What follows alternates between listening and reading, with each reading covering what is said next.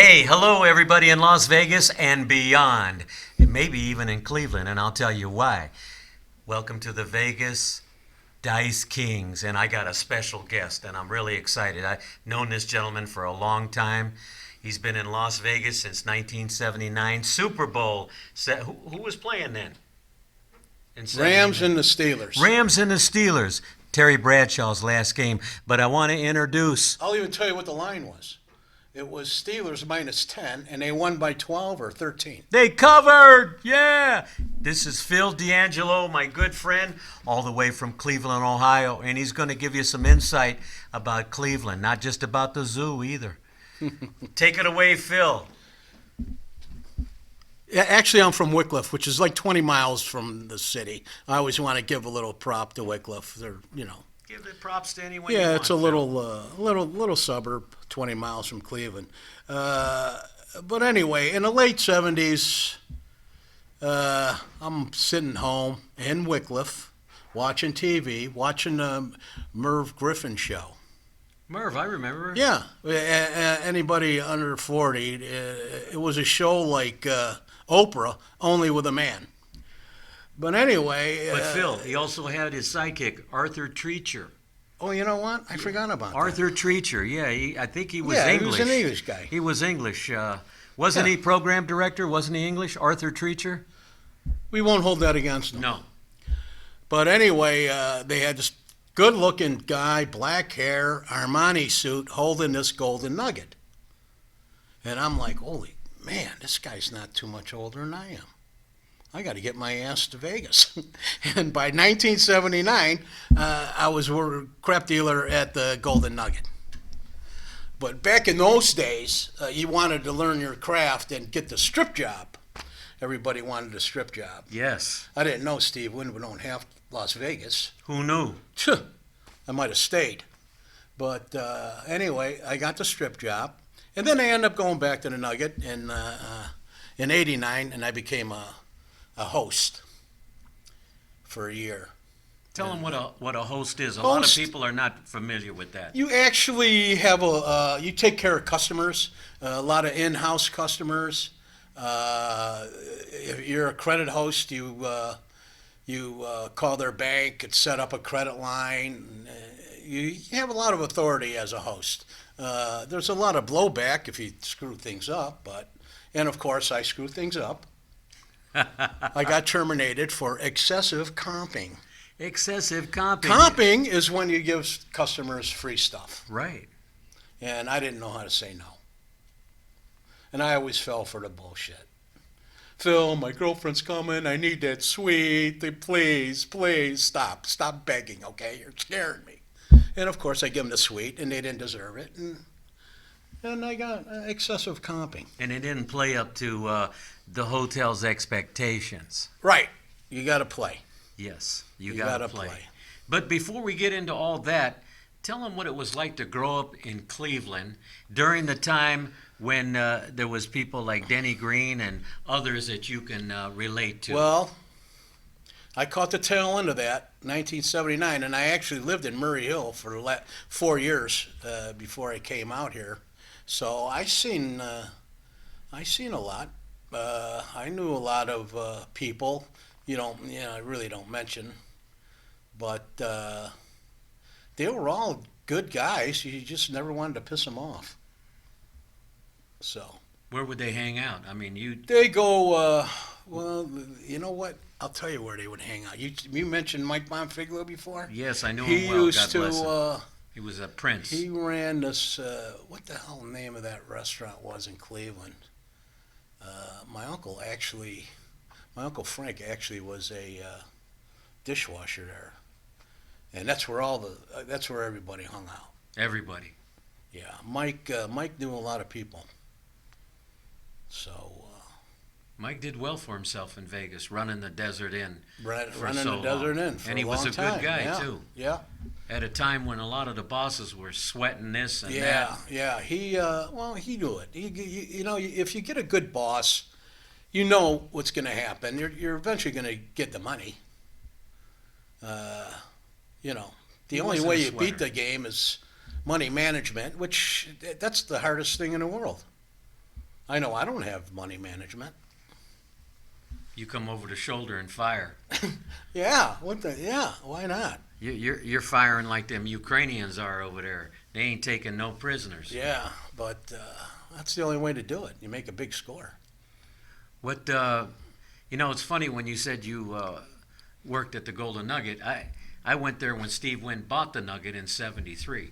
Okay. When his partners at that time were the Doheny brothers, Ed, and I can't remember his other brother's name. I went there in December of '73. That's when what's his name played. Kenny Rogers played in the showroom, right? Well, Steve for decided. free. Well, yeah, Steve. Listen, that's funny. You should mention Kenny Rogers. When in '74, I believe it was, Kenny Rogers was playing in the lounge. Yeah, in the lounge. In the lounge, because he tried rock. He was with that group, and they had that one hit. I blew my mind out in a brown paper bag. Yeah. And I think everybody was stoned, so they liked the song. But then he'd park his little Mercedes, and he'd go in there and do whatever he was going to do. And one time he came by the crap table, right? And I said, "Hey, Kenny, he wasn't that well known. I mean, people knew Yeah. he made it. He used to play at the lounge at the Flamingo with Chaka Khan back in '69. I love Shaka Khan. Oh, she was Chaka Khan. Chaka Khan. And he came and he goes, I want to learn this game. And I just happened to be on the base. I said, well, Kenny, you want to buy in for a few hundred? He goes, oh, no. He bought in for $100. And he was like, $100 meant something to him. Yeah. And he had his little baby Mercedes parked out there. And I taught him to play, and he'd come around, but he never played too You much. gave him the after $100 that. lesson. I gave him the $100 lesson, and of course I smoked his ass. If I could have made him some money, who knows? I could have been a franchisee of I know. roasted Kenny Rogers chicken. But I cooked his goose. Yeah. But That's too bad. I was there for 4 years. I left in '77 to Yeah. go to the Stardust. Oh yeah. Yeah, well, the guy that taught Steve Wynn all about the business was Murray Ehrenberg. You remember Murray Ehrenberg? No. He worked at the Encore for a while. Old guy in his 70s. I knew Jewish Murray. guy. Yeah, Yeah. yeah. Well, Murray. Yeah. We knew Murray. Murray. He ran, he worked in Cuba. Yeah, Murray had been around. Yeah. Murray and my dad worked at the Dunes together for Ever. a decade and a half. Yeah. But Murray used to take care of the money for the Jewish end. Yeah. So when he went to the Stardust, because he was told to, there was two factions. There was Yeah. the Paisans, then there was the Jewish guys who were more businesslike, the Italian guys, the Sicilians, they had the Yeah. beautiful suits. I got a quick Murray story. Go, do it. They were. He was still at the Encore, Yes. and Murray, I loved him. He was the best. The scheduler says, Murray, I need a favor. You got to be in 21 tomorrow. I don't do 21. Murray, we're short. We need you to be in 21. I don't work 21. So the guy was persistent. He gets on the phone. Hey, Steve, tell this asshole I don't do 21. And the scheduler just walked back. He walked Yeah. back. Okay, I don't need you. Yeah. But that was Murray. I heard that story, and it's That was absolutely Murray. true. Tell this That was asshole Murray. I don't do 21. That was Murray. Yeah. But Murray was He had Win on speed dial. he was double sharp, and he's the one that gave me the job at the Nugget, and he's the one that schooled Steve Wynn Yeah. all about the gaming business. Yeah. And then Murray went to Yes, the I know Stardust. Steve Wynn loved him. Oh yeah. He didn't want Murray to leave, but they made Murray an offer they couldn't refuse to run the Stardust. He was along getting a little crazy towards the end, though. Yeah. You Getting know, in beefs with customers. Yeah, well, Murray was he was Murray, but he used to he ran it with the other guy that ran it all them years, Yale Cohen. You could tell the Jewish guys they dressed they didn't dress like the Italian guys, but the Italian guys didn't talk like the Jewish guys. Yeah. They were different. Like Gene Cimarelli, $2,000 suits, looked sharp, good-looking guy. But, when he talked like John Gotti. Yeah. You know what I mean? I never liked that whole Yeah. attitude. Yeah. So you went to the Nugget in '79. 79, stayed there a year, got a strip job. Which was your first strip job? It was Thunderbird. The Thunderbird. Silverbird. Oh, the Silverbird. Okay, Major Riddle's joint. Major Riddle. Yeah, he had, he had that strapped He had to the his side of thing his leg. strapped to his leg. Did you hear? What did they? He had a What did you rod hear in there. about it? Yeah, yeah. Yeah. Constantly, he had a constant nut 24/7. Yeah, yeah.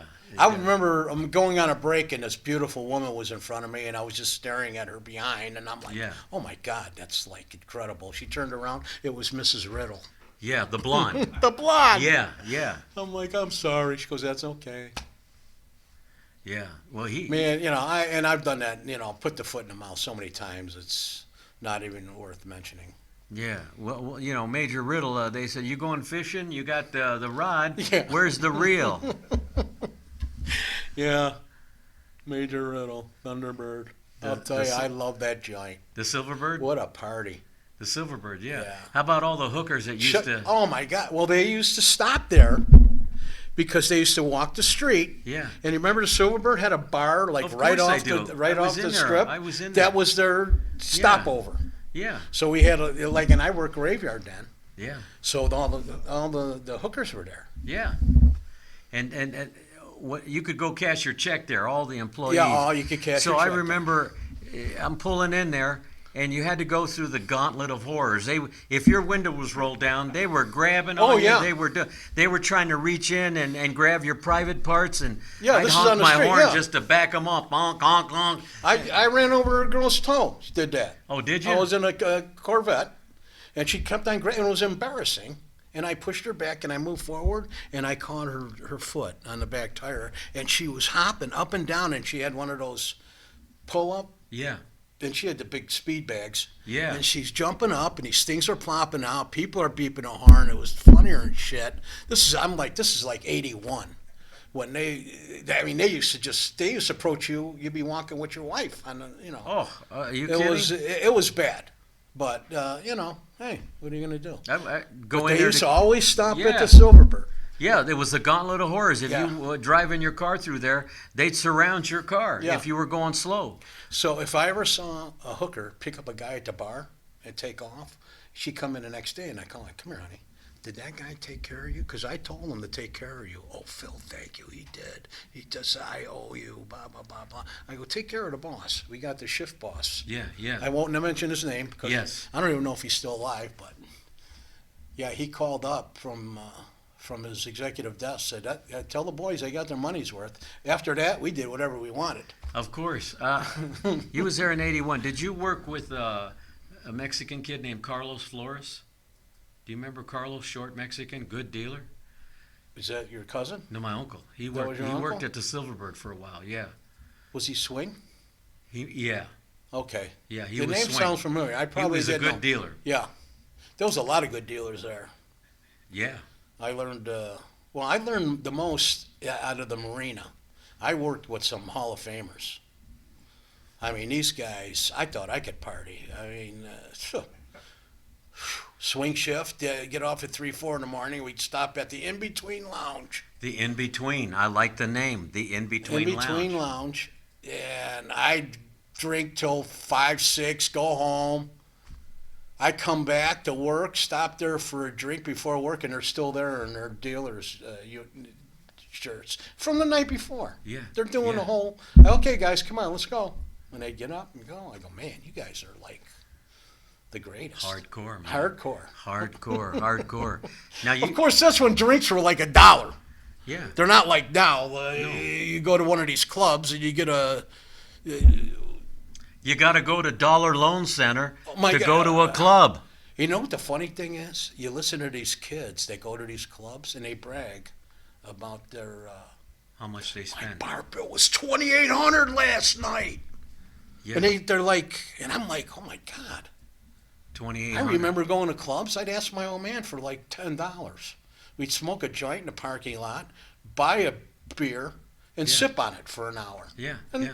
$10. Now it's sick money. When I was single and didn't, blew my paycheck playing craps, and I maybe had $15, $20, I'd take some gal that I knew she had a couple of drinks, she was going to loosen up. Well, I'd take her to the Royal Inn. Royal Inn drinks were 50 cents a shot. Royal. That was Joe Slyman's joint. Yeah. 50 He was from cents. Cleveland. Yeah. See, another Cleveland connection. There's a big Cleveland contingent out here, let me tell you. Well, you know what? You're right because the Aladdin. There was a lot of the whole Teamsters thing. With the Sands, the Dunes, Well, even yeah. Caesars. I mean, who worked there at Caesars? Ran the joint. Jimmy Hill was one of the guys. No, this Did you know guy- Jimmy Hill? No. Yeah, Jimmy Hill was. I don't remember what. I met Jimmy Hill when he was a big boss at the Fremont Hotel Oh yeah. back in '73, where I broke in.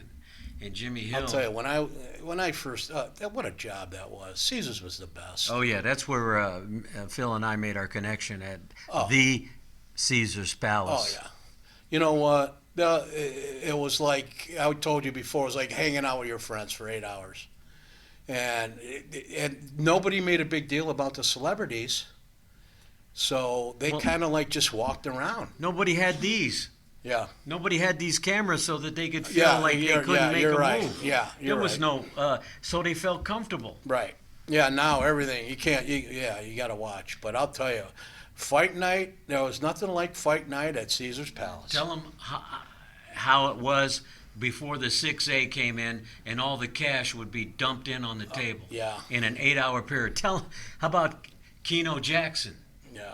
with the African American with the pork chops and had money coming out of he'd go 20,000, lose it. I remember Willie the Wimp.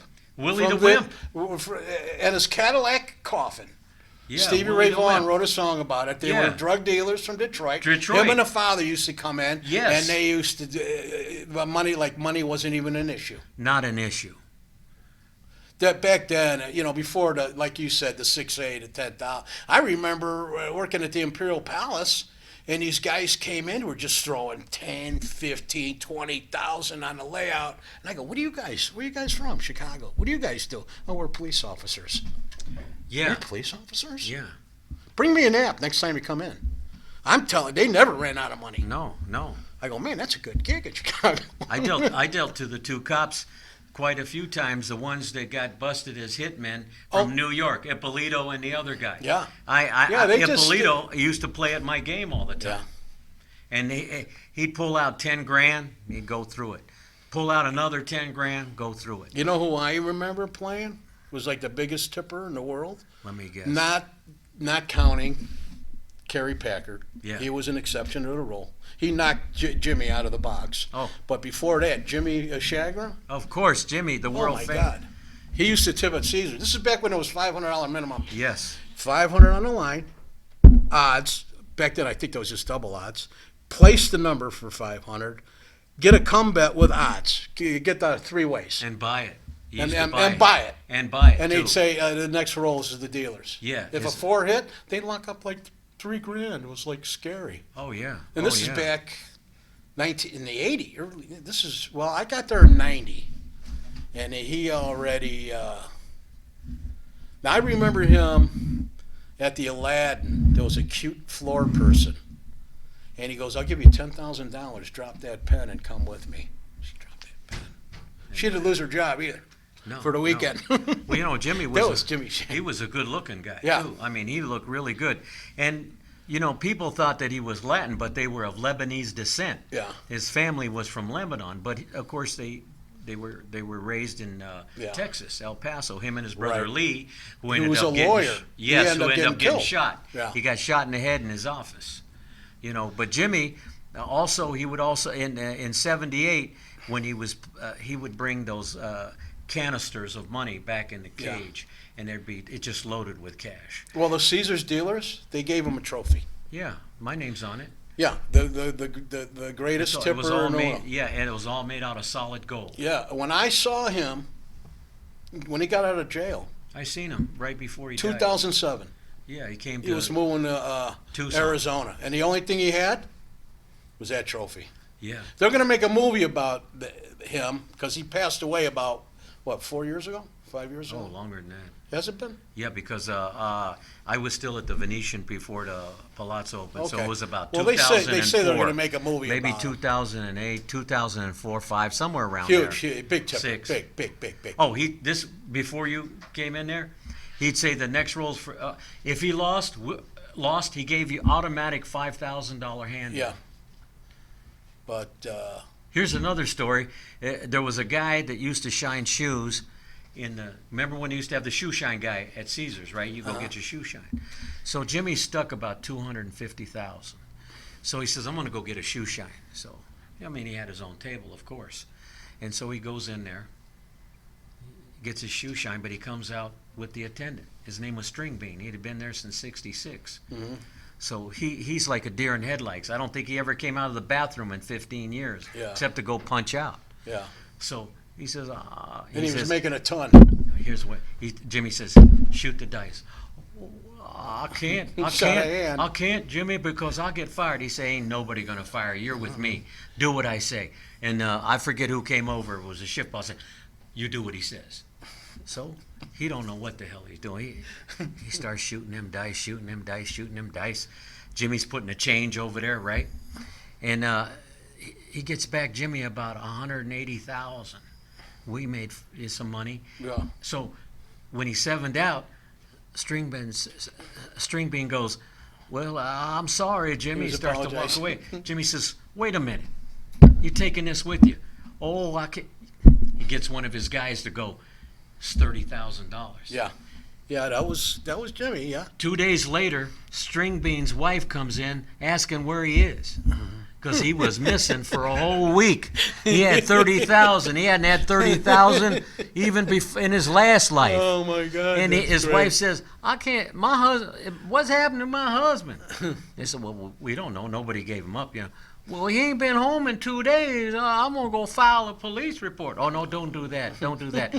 Someone took him on a little vacation. 30,000. He almost fell. They took him to the cage and he had 30,000. They said he was gone. Yeah. He didn't even finish his shift. I remember a cab driver at the Nugget won 30,000. His first bet was $1.50 each, 6 and 8.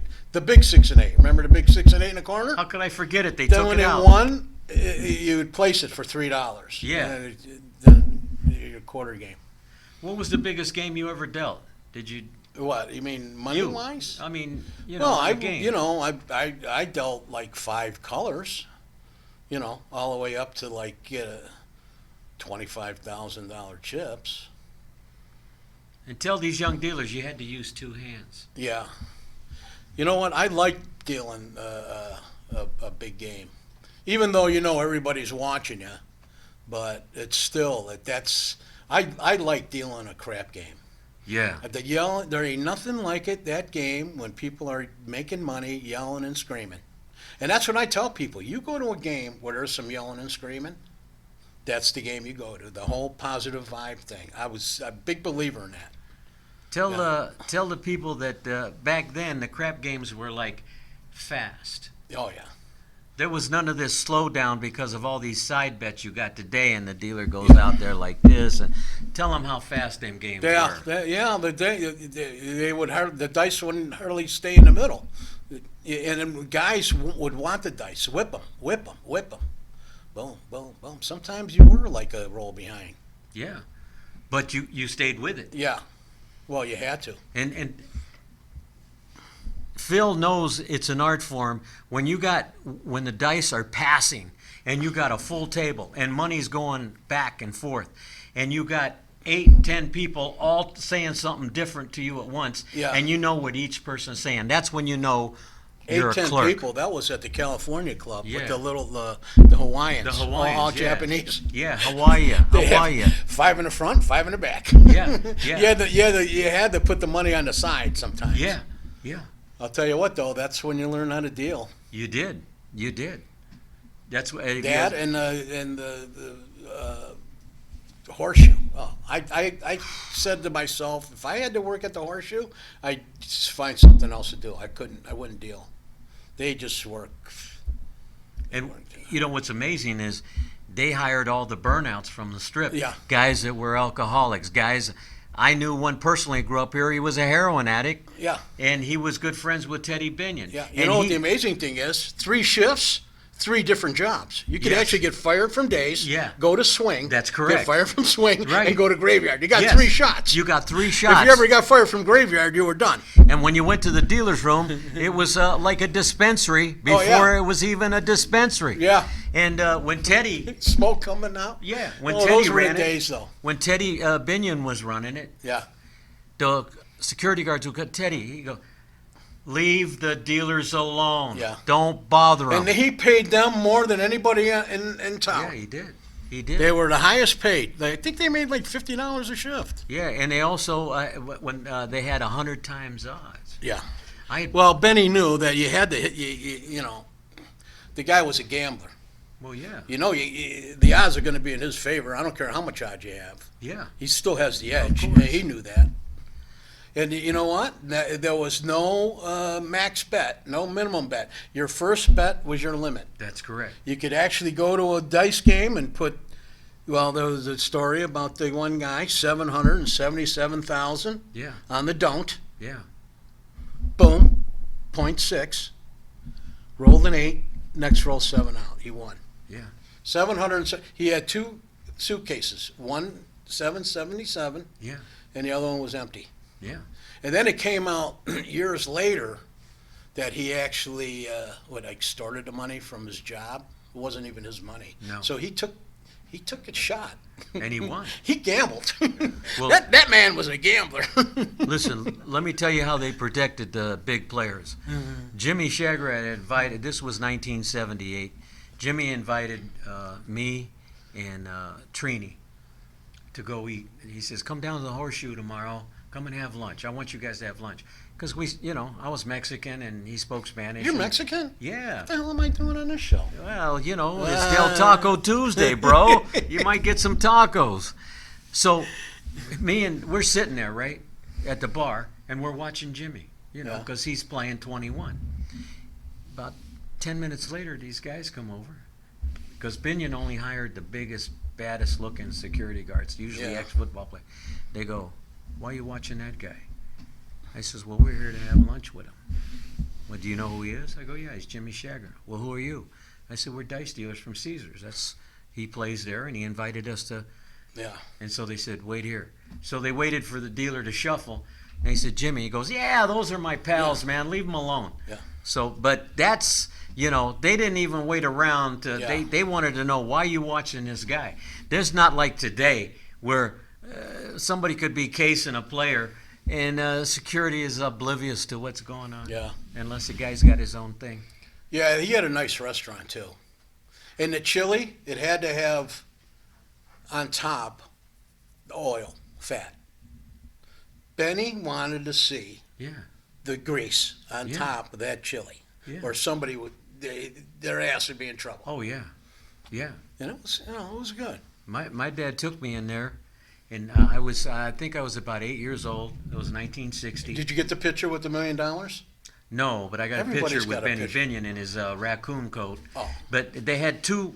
There was a Horseshoe here, and then you had to go through the alley to go Yeah. to the restaurant part of it. And that's when we'd have the chili. And you're right, the thing would have all Yeah. the grease. And Did you Mr. go to Bin- Binion's birthday party, 80th birthday party? No, I didn't. I was there. Were you really? Yeah, it was at the Thomas and Mack. It was me and like 10,000 other people. Wow. He had the whole Thomas The and Mack. home Thomas and He Mack. sat in the middle on the floor in a lazy boy, and it was like meeting the Pope. Everybody had a single file line. They had Willie Nelson was singing, and Junior, Hank. They had all Hank these Williams big, Yeah, Jr.. Hank Williams. All these big singers. Yeah, yeah. It was a big event. Oh, yeah, yeah. But when I told people, I was there, 80th birthday party. Yeah, yeah. I was one of the Oh, yeah. 10,000. Ralph Lamb was there, too. Yeah. Yeah, of course, Ralph was sheriff, and him Yeah. and Binion were, he was a tough old boy. And he only, You know what his claim to fame was? no, Benny Binion's? no, he had quite a few. Well, he never forgot a gambler's name. No, that's right. You're absolutely right. That's right. And the Me, biggest, I forgot your name. Eh? Until John said, your name, I forgot it. yeah, but I got like some timers. Yeah, Danny Taco. Yeah, I'm full of cheese, bro. Full Yeah. of cheese. Where is Cheese? The cheese is, I think he's with his wife somewhere. I don't know. The cheese had to make, he made a left instead of going straight. Hey, let me get a shout out to Nick Buscemi, who. Oh, go ahead. He's the only reason I'm here because he called me up. He says, "You got to go on that show. You know those guys. What the hell's going on?" And so, yeah.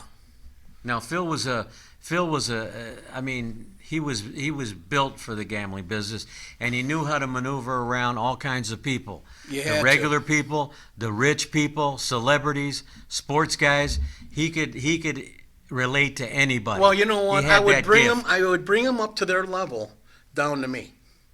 I'm the only guy that Renee Serra liked at at Caesars. Oh. Yeah, yeah, That's he something else. invited me up to his suite. I go, I don't know, Renee. They might not like that one. But nice. Him and his wife, very approachable. You know, I remember Steve Wynn walked through Caesars. He had 3 bodyguards in the front, 3 in the back. These people walk right down the middle, and you could go up to them. Hey, how you yeah. doing? Great show, Celine. Yeah, Good, yeah. good job. Yeah. No big deal. Celine, I met her in '89. He was playing, right? Yeah, she was a beautiful woman. She was had just gone Very for the nice. pool. Yeah. And she's watching him and stuff, and I'm saying, oh, this gal just came out of the pool. She wasn't that well known. She was imported from Canada, and she was Canada's #1 singer, and she was cracking the top 10 Yeah, here. she had like 11 siblings. Yeah. And one Christmas gave Yeah. them all $1 million. Wow. $1 million. She was so nice, down to earth. Yeah, she was. I mean, Celine, if you get a chance to watch the show, we love you. You're the greatest. Yeah. Yeah, she was. I got a Celine story, but that's for another time. Well, listen, I hope you enjoyed this segment of the Vegas Dice Kings with my special guest, Phil D'Angelo. Que se dice, paisan? And he's going to say, as most Italians do, hasta la pasta. Hasta la pasta. And No, you know what the Italian guy with Alzheimer's says? what? Forget about what? Forget about what? Thank you out there. Keep listening and keep rolling them bones.